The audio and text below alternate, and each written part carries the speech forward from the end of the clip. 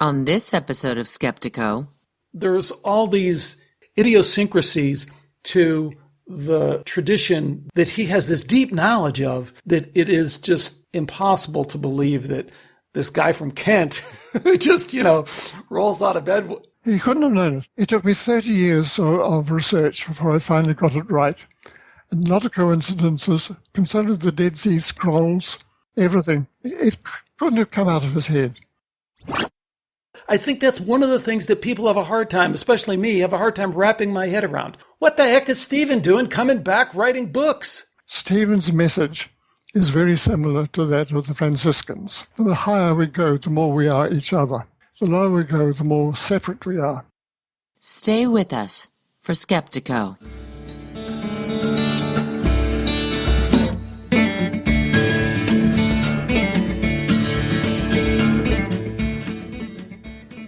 Welcome to Skeptiko, where we explore controversial science and spirituality with leading researchers, thinkers, and their critics. I've been wanting to do a show about channeling for quite some time because between this crazy scientific atheism, I wouldn't believe it even if it was true kind of mindset, and the gullible, I'll believe anything as long as I don't have to think too hard and it doesn't conflict with my existing beliefs. Between those two, there's a huge amount of, and the gullible, I'll believe anything as long as it fits in with my existing beliefs. There's this huge amount of stuff out there that claims to be channeled material from ascended beings, whatever that means, that purports to communicate the real truth. So when Michael Cox, an 88-year-old Anglican priest from New Zealand, contacted me about his book, Afterlife Teachings from Stephen the Martyr, I thought, wow, here's a great opportunity. I'm not sure that Stephen the Martyr is even a real being, and that he's channeled this book for this guy. Great stuff. I want to talk to him. So I did. And I have to tell you, and you'll hear this, I kind of hit him with everything I got. I asked all the questions that I wanted to ask about channel material, why we should believe it, what he did to verify whether he was really having communication with this historical figure from 2,000 years ago, and how he went about verifying that, which turns out to be quite amazing. He really did the kind of research that you would expect a historian or a biblical scholar to do to find out if there's any thing to it, so got to give him kudos for that. And I also asked him about a bunch of other strange things, synchronicities, and other pretty amazing things that happened surrounding this whole experience that he had for 40 years, 40-year experience he's going to talk about. Now, the one thing I have to alert you to, this interview, it doesn't start in the normal way. I called him up just to kind of do a pre-interview, and we wound up rolling into the real interview. You can figure it out. It's not that hard. It's an Anglican priest from New Zealand who wrote a book on channeling, and I start talking to him about whether we should even have an interview. You'll catch on really quickly. Here's my interview with Michael Cox. I've been driven to prove religion by scientific research and experience since I was about 5. So I wondered whether you were a similar driven person. Yeah, I think to me, that's backwards. We can't be driven to prove something. We have to work from the data and work up and see what it proves. And that's one of the issues I have with some of the work that comes from this whole vein. I interviewed a guy not too long ago. I've done a tremendous amount of research into the near-death experience. Right. Which I think is the most important research in proving, one, the craziness of the scientific materialism that has just blinded people, and also is... Absolutely. And hidden people from God. Let's face it. This is what the after-death communication research, I think, has to say, is God. It says God, God, God. There's no getting away from God everywhere. It's it. We're part of God. Exactly. You can't get away from it. You can't dance around it. You can't qualify it and say it's quantum and this or that. It's just there. That's your counts. But... So the guy I interview is as a guy who was a really Christian guy. And he came on the show and he had a very Christian interpretation of his, this guy's name is Ian McCormick. And he came out and he had a very Christian interpretation of his near-death experience. And I totally accept that when he died, he went and saw Jesus and he put Christ consciousness, right? He didn't see Jesus because Jesus we refer to as someone who lived, right? If you believe that Jesus lived. But he saw a being that said, here, put your hand in my hand, that, and gave him the experience of Jesus. I accept that, but I don't accept that as proof of a historical Jesus. I accept it as part of a body of after-death communication that makes it clear that our consciousness is more, that God exists, that there is this great mystery that we're a part of. So that's the issue and the problem I guess I have that I thought we should have this chat and talk about, because I don't do interviews where I talk to people and I go, oh, wow, isn't that great? I'd like to have more of a dialogue and a conversation like this. That's what I want. Okay, great.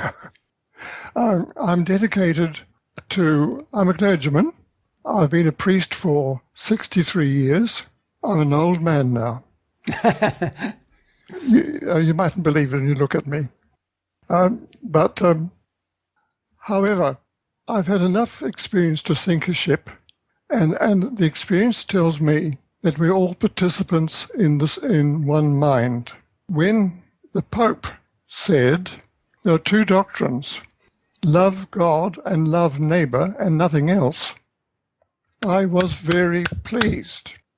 And also, Christ's message for me is love of God, love of neighbor. We are part of each other. There's no distinction of race or belief. Comes into this story of the Good Samaritan. Salvation does not, for me, consist of the blood of Christ or anything like that. It consists of coming to God, like the prodigal son. I think Jesus' teaching was very simple. And we've got, in our house, we've got a Brahmin Indian living with us. And he came to us and he said to me, I'm not an Indian, I'm not a Brahmin, I'm a human being. And that is a good thing to say. How do you reconcile that then with church doctrine, church dogma? I mean, as I shared with you in the shows that I did, why do we need Christianity then? What does Christianity add to that equation? Because the message that you're talking about, the wisdom that you're bringing, is shared across virtually every culture, every wisdom tradition. There is nothing special about Christianity with regard to that message. It's not unique, it's not special, it's not different. Why do we need Christianity, and why do people use this important scientific finding of after-death communication as a way to prop up and somehow raise up Christianity above anything else? So if you want to say Christianity is another jumping off point into the pool, no one has any problem with that, but that's never really been the message. The message has always been subtly that it is somehow special, unique, different, better. Right. My mentor, Stephen, you've read about, said the pursuit of Christ is the pursuit of this consciousness, whether you call it Christian, yellow, green, or whatever you like to call it. Right. And it's the same pursuit as the higher forms of Hinduism, Buddhism do. They're all seeking what it means to feel yourself part of the universal mind or spirit. So I defend Christians in this way and say that we're all different people with different points of view. And in my liberal Anglican church or Episcopalian church, we've got Hindus and Buddhists, and we're all worshipping together, but we're worshiping together as people, learning love of God and love of neighbor. And yes, some of the Christian hymns are very, very good. and exactly as we'd be saying. And some parts of the Bible are very, very good indeed. That's what I've been preaching about the last 63 years. The good bits. But on the other hand, I do recognize, as Jesus himself said, we're all children of God, including the Muslims and the atheists and whoever you care to name. We're all children of God. We're all connected to each other. My experiences have been very largely with major synchronicities. I'd previously had a major synchronicity with a professor called Stephen Rosen, who was professor of psychology in Staten Island. He's now a philosopher in Vancouver. Years ago, I've been reading Fritjof Capra. Fritjof Capra mentioned the physicist David Bohm, and I was very impressed with what he was saying. David Bohm is a way of explaining my experiences. So I got off my bed, I was reading in bed, and I went to the entrance of my country vicarage where the post box stands. In the post box was a book from Stephen Rosen of Staten Island. And then the next thing he had was acknowledgements. I want to express my deep thanks to David Bohm, Arthur C. Clarke, and Michael Cox. There was my name written under the name of Bohm 5 minutes after I heard about him. Now, I've had so much of that, but it's forced me to see life in a very different way. Michael, as long as you brought up that story, let me ask the obvious question. What do you make of, how do you interpret in general the idea of a synchronicity? Because this is something that has come into the collective consciousness. We hear it more and more and more, people talking about 11:11 and seeing things, or just more personal synchronicities that they have. Do you have any personal insight into what you think the meaning of synchronicities are in general? Not your personal synchronicity, but why do people have synchronicity? I've written a book on that, Into the Wider Dream, trying to answer that. The short answer is I don't know.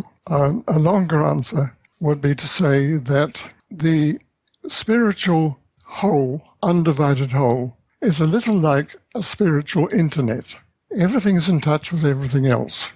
John Bell of CERN in Switzerland talks about universal causation, no local causation. Everything causes everything else.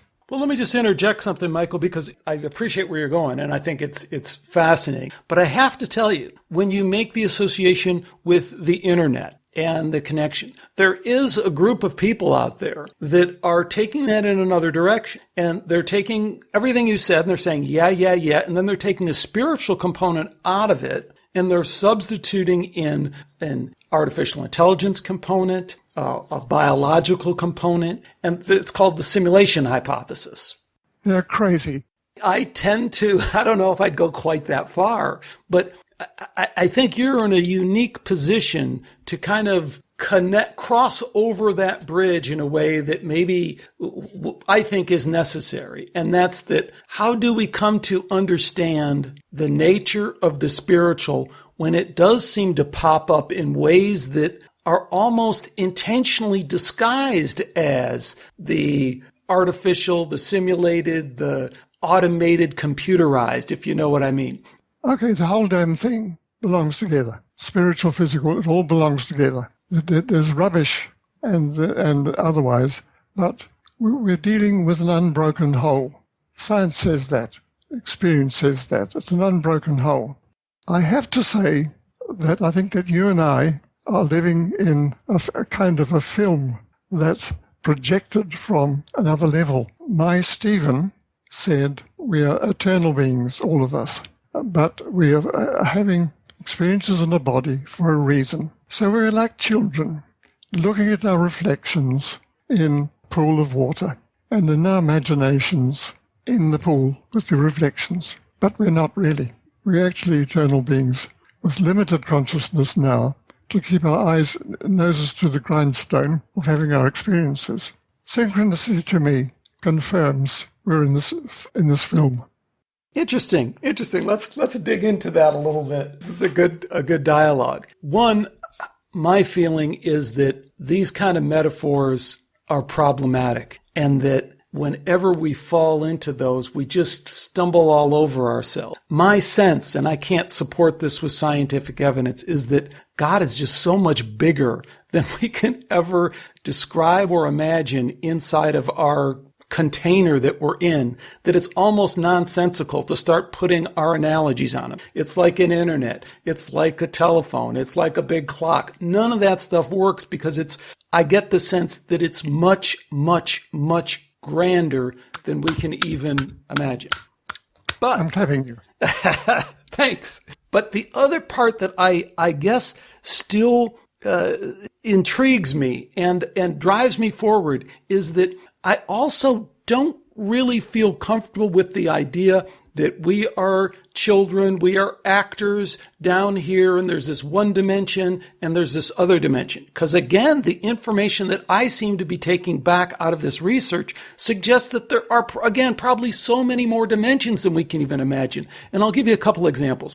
Like people say, we're here, we're sent down here to learn a lesson, this and that. And that's somewhat confirmed through the near-death experience research when people die and they go to this other realm and they sometimes face a decision. They say, I really want to go back. I have to take care of my kids. And they're actually given a choice and they're given the ability to go back or not go back. This kind of contradicts the idea that we are just down here for a lesson, everything is planned out, or that these two realms, at least these two that we're talking about here, are really separate, because clearly these realms are interacting. But let me give you another example that I think really intrigues me as well, and it's rarely ever talked about in this realm. One of the first aspects of the paranormal that got me interested in this from a very practical sense was the idea of a psychic detective, because I saw these TV shows and I said, gee, I don't know a lot about police work, but I know if you get a hardened 20-year homicide detective,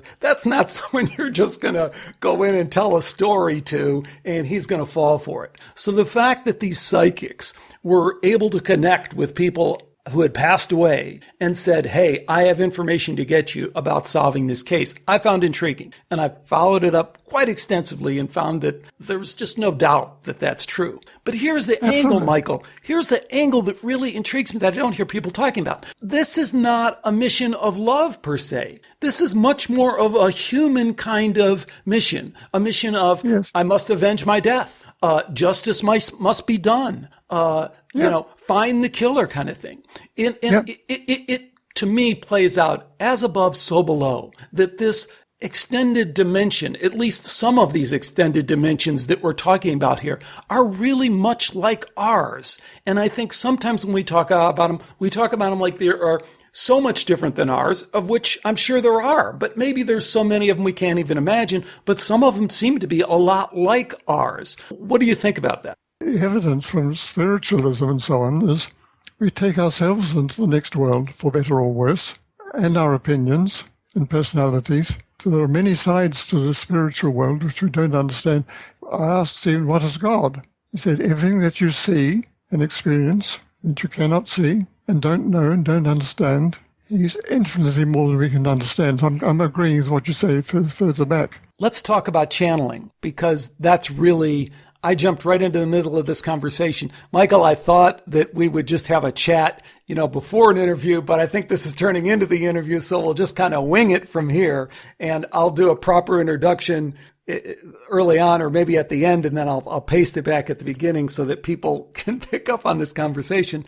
But there's a lot of good things here to talk about. Channeling intrigues me. And let me just ask some really basic questions about your experience.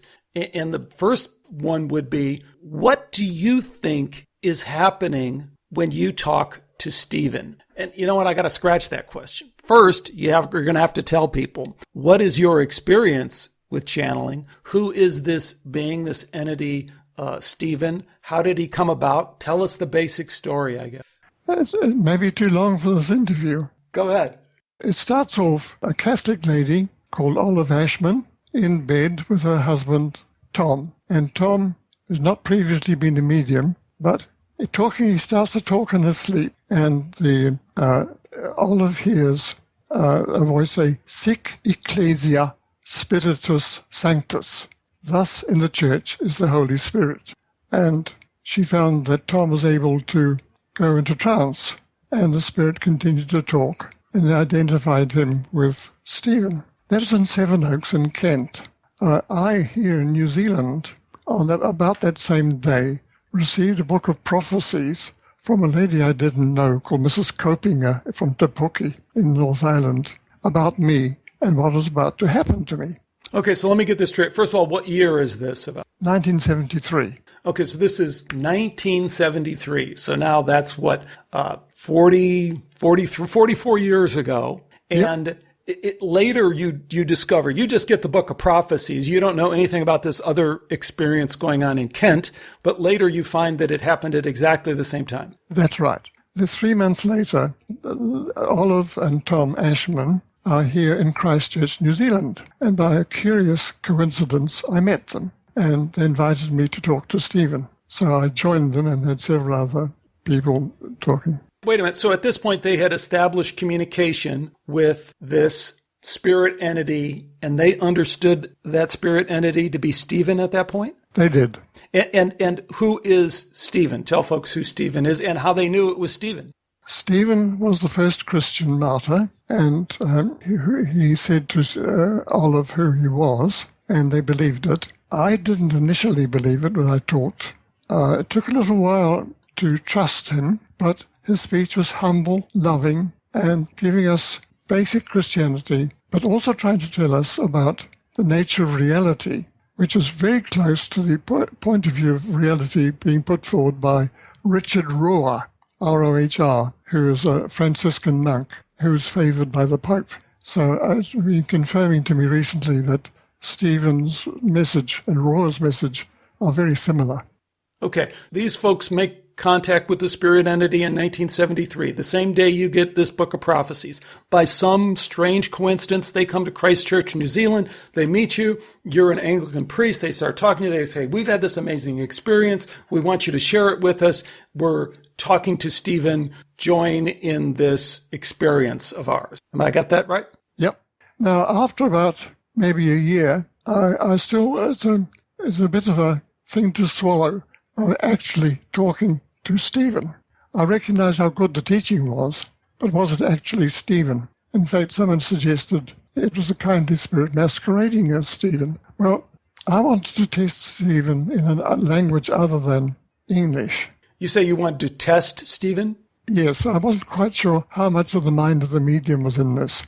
Right. So you wanted to test. That's good. I like it. Yeah. I did. And he said, the next time Stephen said, "Carno dioti, dieta dioti, carno dioti borro, zilla lenicamela diesta." You probably can't translate that, but it means for the carnex, symbol for the kilt.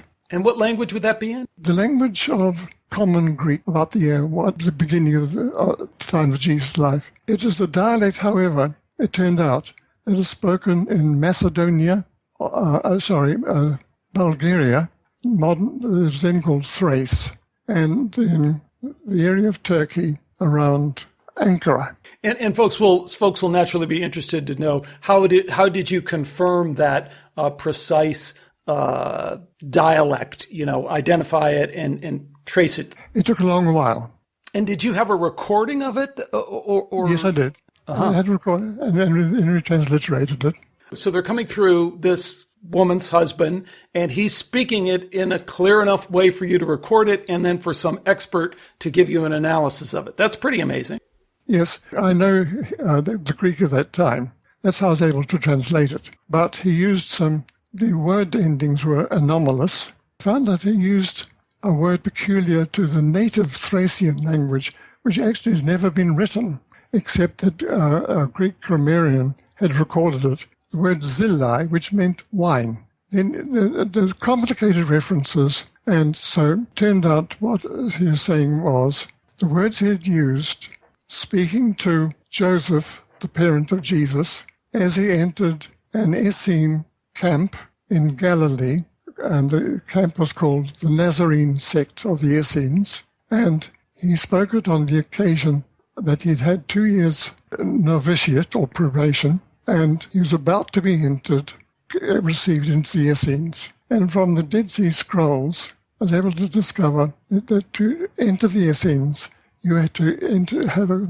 messianic communion service in which you diluted grape juice with water, because the Greek was to do about the necessity of diluting this grape juice.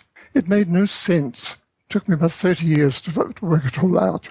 So the big picture story, you begin these dialogues, you have to be intrigued, overwhelmed, you're skeptical, or curious, like you said, you want to check things out, you want to test things, but I'm taking it that the more and more you get into it, you're like, I have to collect this information, and then I have to do what with it? What was your first thought when you started doing this? And then how did it go? I mean, how many sessions did you have? How often did you have them? What did you do with the material? And what were your thoughts when this stuff started coming through? This is a long period of time. This is 43 years. Were there phases? I mean, what was it like at the beginning? What was it like at the middle? All that stuff. Difficult question. We were always on a high when we were talking to him. We got a little dispirited that he was giving such good advice, such good teaching. We found ourselves not quite able to live up to it. And people in our group were getting divorced, and we're carrying on being normal human beings, I'm sorry to say. But the teaching continued. Do they go back to Kent, or how does it continue? Did they move to Christchurch? No, they stayed here.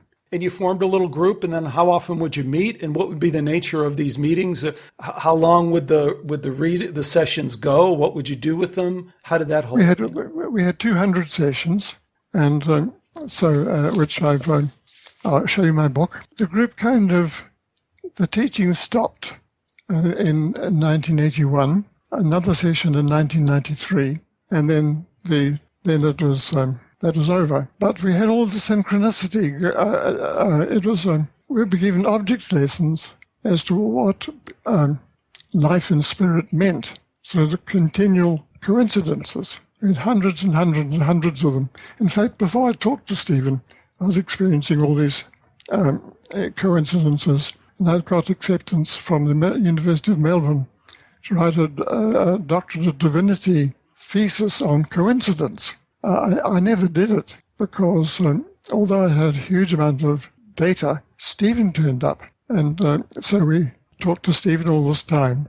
But before I get into more of the scientific stuff, which is really just not that important and interesting in one sense, in another sense, it's what we all want to, in our logical, rational mind, want to pull apart. And I want to do that pulling apart because I think that's helpful. Especially for us men, a lot of times what we need to deconstruct it and understand it logically before we can feel it spiritually and emotionally. At least I'm like that, and I think a lot of other people are like that. But let's put that aside, because what I want to know is you are a man of God. You've been on that path for a long time. How did this information hit you spiritually? How did it make you feel? Did it challenge any of your existing beliefs? It certainly had to challenge some of your quote-unquote religious beliefs.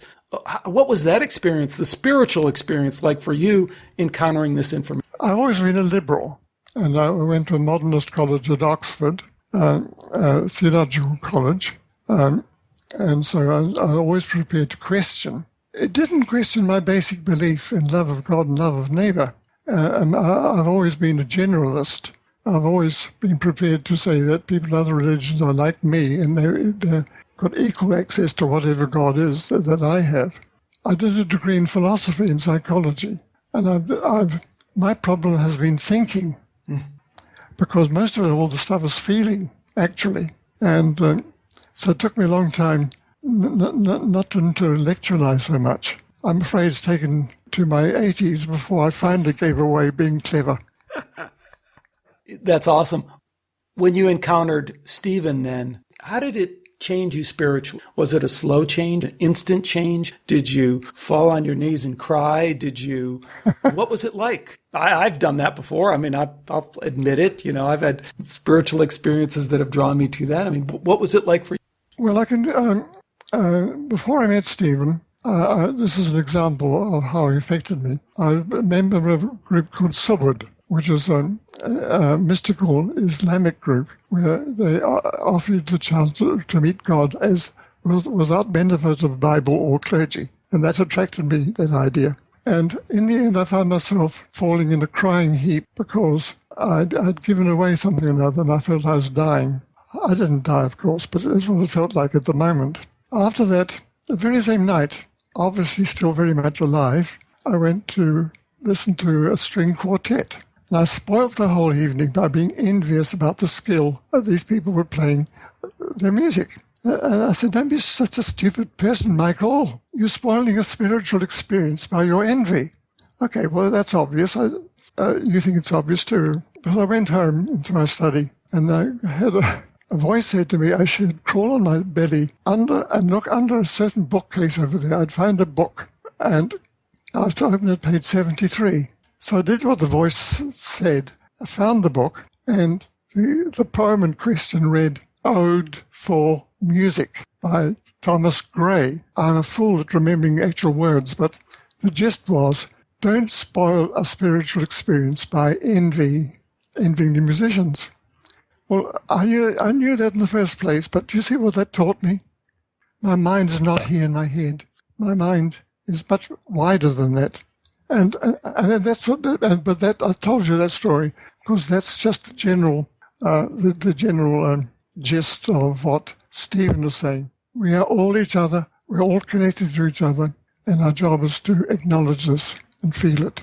Okay, so now we're going to do the other part of it, the intellectual part of it, the part of it that you've sworn off of, and I'm trying to wean myself off of, but we still have to indulge in a little bit. What do you think is happening during the channeling process? What is your best guess in terms of if you were going to break that down? So we had an interesting conversation, and I'm glad we did before this, about talking about the psychic who's connecting with the person who was murdered, and that person's agenda, or that spirit's agenda, is vengeance and justice.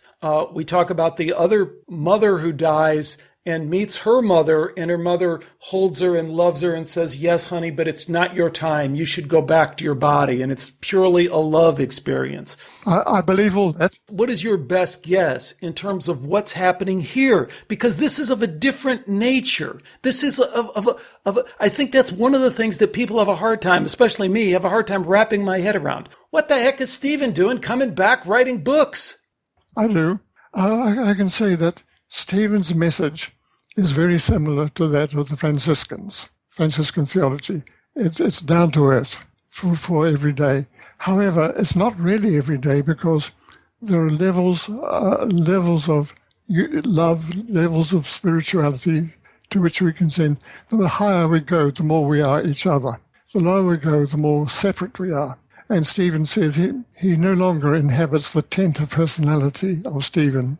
He is a much more wider consciousness than that. But to talk to us so we don't feel frightened, he comes back to the tent of his familiar tent and talks from that point of view. Let me interject. I didn't really phrase my question very well. So I'll kind of approach it from a different angle. Michael, I've interviewed a lot of channelers, not a lot, but I've interviewed several channelers on this show. I interviewed one who claimed to channel Thomas, and was clearly a fraud. He was proven to me a fraud, and to be his channeled material was verbatim of a poor translation of the Book of Thomas, and he didn't even do a good job of it. He had picked one of the wrong translations to do. So we have that. We also have people who maybe are doing real channeling, but their personal lives do not hold up to scrutiny. You know, the whole What the Bleep Do We Know film was based on the channeled material. Not the whole film wasn't based on it,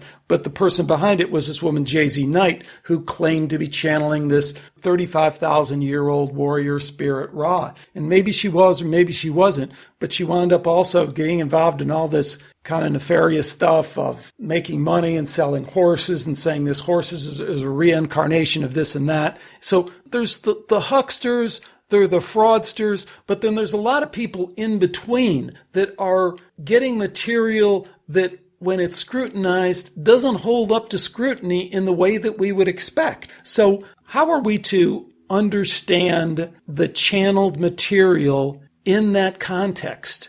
One way of asking that's kind of maybe the direct way is, why is God letting this go on? Why is God letting all sorts of channeled material come through, some of which is clearly false, some of which is delusional, and some of which is probably, as you've investigated the best you can, as best you can determine, is genuine? What's going on? I don't think there is quite a head office in control. I think together we are God. Some spirits are and some are not. St. John said, test the spirits. I think Stephen teaching on its own was self-validating, but I got a couple of professors to test my Greek research, and they said it couldn't have been forged.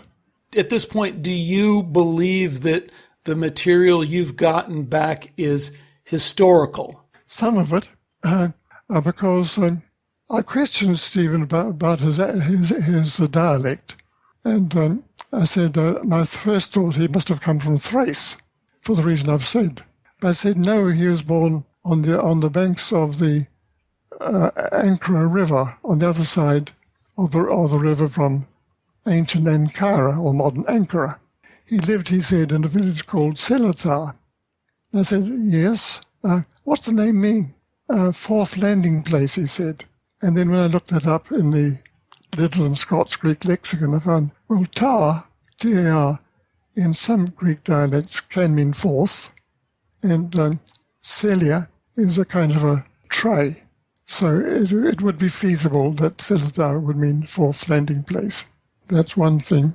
When referring to the Essenes, the Essenes spoke Hebrew or Aramaic, and they had, in the Aramaic language, they had a grape juice festival given a Hebrew name, which I've just forgotten for the moment.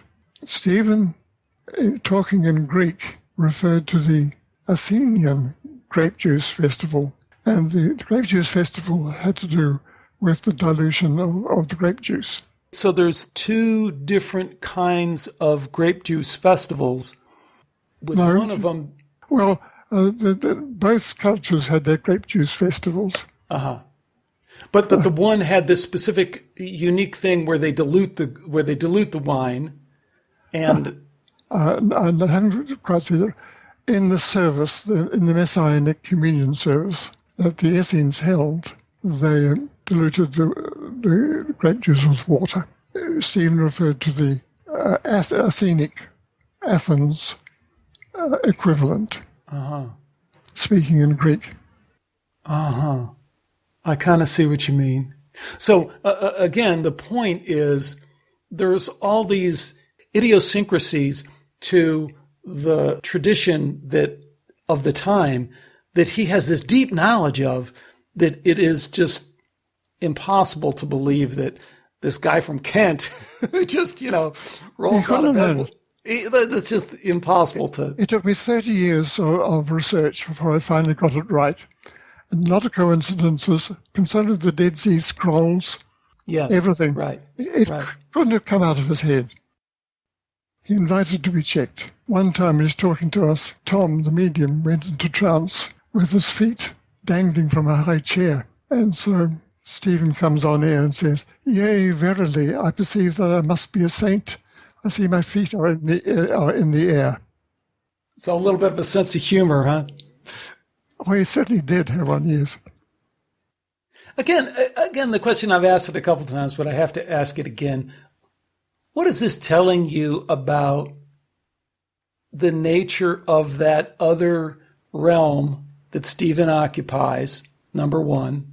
And what does it tell you about the nature of the interaction between that realm and our realm? Because here's a guy, he's playing around. He says he's kind of transcended beyond this, but he'll come down to this level, embody this spirit level that then he can interact. And then he interacts in a playful way. I mean, there's a lot of subtle messages beyond the big picture message of love everyone, tell the truth. There's another message about the nature of these realms and how they're interacting that I find interesting, and I think a lot of people find interesting. It's very hard to characterize. One of the things he says is that we asked him one time, why did the murderer kill Kennedy? And so Stephen said, I shall have to become the murderer to find out. So in a sense, it's very hard to define who we are in the next life. There's a lot of folks out there that have concerns about channeled information, about mediumistic information, and about whether it's dangerous, whether it comes to them either spontaneously or whether they seek it out. And we know, or we have suspicion, that there are spirits out there that are not interested in our well-being. Do you have any insight into that? Any words of caution, or do you think we don't really have to worry? I do think we have to worry. We should, as St. John said in his epistle, test the spirits. Okay, really practically, how would you? What do you mean when you say that? How would you test a spirit? Well, our test for Stephen was, first of all, we prayed for protection. We did always pray for that. But Stephen is consistently humble and loving and sensible, so he kind of validated himself. So the accompanying synchronicity seemed to do that. I see where the synchronicities would be confirming, but I'm intrigued by this idea of testing him, other than just testing that he was consistently humble and sending messages that you felt were consistent with goodness as you knew it. Were there any other tests that you did that you would pass along to people as ways to kind of determine if you're talking to a good spirit? I can't think of a rule.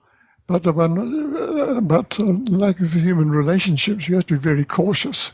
I'm talking to you because I feel in sympathy with you and feel with you.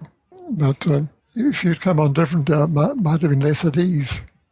Have you heard of the trickster as a possible explanation? You have? Yes, I have, yes. What do you make of that? Because there is a certain playful element in this that seems to be a little bit beyond what we normally think of when we think about pious spiritual training. I mean, there's a playful part of this that is... Stephen is playful. Why, though? Why be playful? Why? That's how we experience love. We play the fool. Michael, it's great work. Tell us what's going on with the book. Tell us about the ground of faith. And tell us about what's going on with you right now. Well, what's going on right now is I'm getting older. but I can still talk. Okay, you're getting older. Does that mean you're feeling a compulsion to kind of get this information out in a new way? Well, tell us about the ground of faith. That's the reason I do have a compulsion, because I think Stephen's important.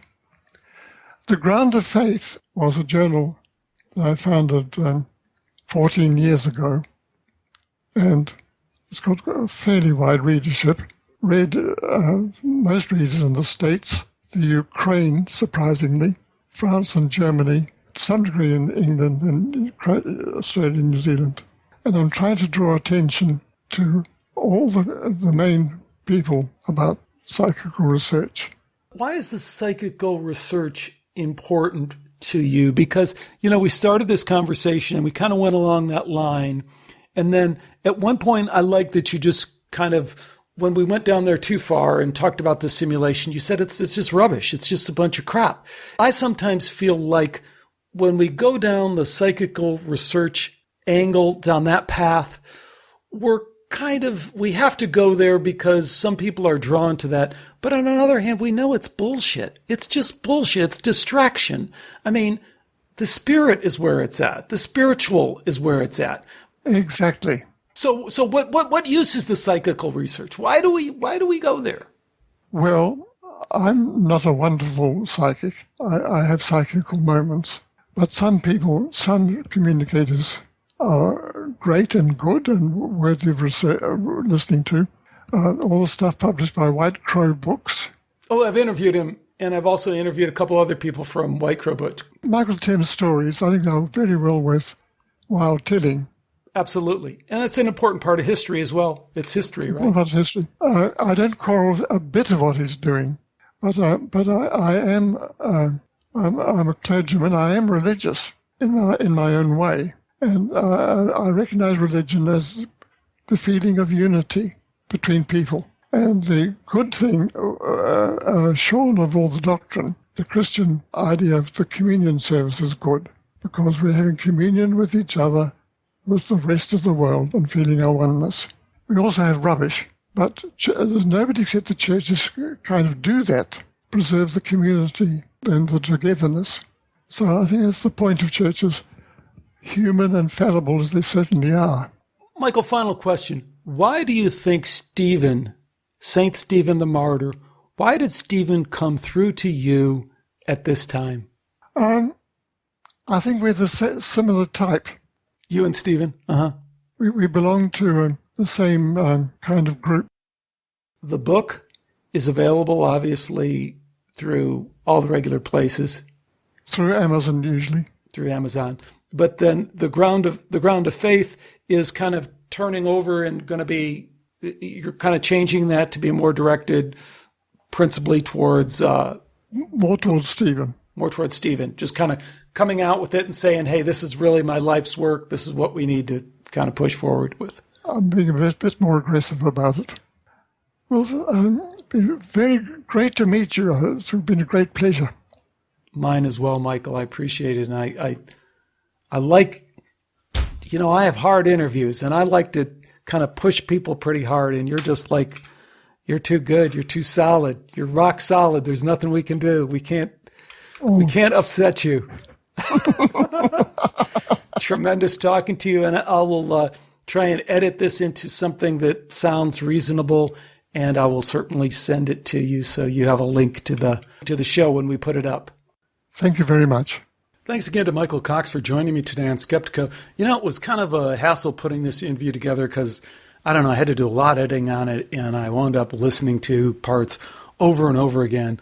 But as I did, I was more and more impressed by some of the deep messages that Michael has brought forward in this book.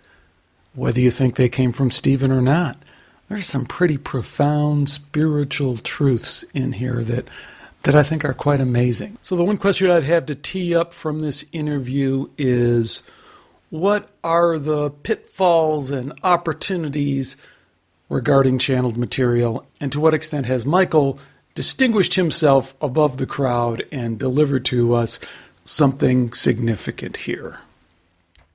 Love to hear your thoughts on that. You can contact me through the Skeptiko forum or through the Skeptiko website at Skeptiko.